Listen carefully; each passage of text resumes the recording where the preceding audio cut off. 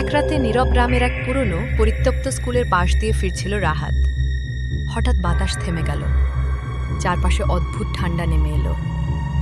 স্কুলের ভিতর থেকে কারো কাঁদার শব্দ ভেসে এলো, একটা ছোট মেয়ের মতো। ভয় পেয়ে সে তবুও সাহস করে দরজাটা ঠেলে ঢুকল। ভিতরে ঘুটঘুটে অন্ধকার।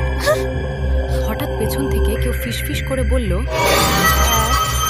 আজ আমায় বাড়ি যেতে দেবে তো?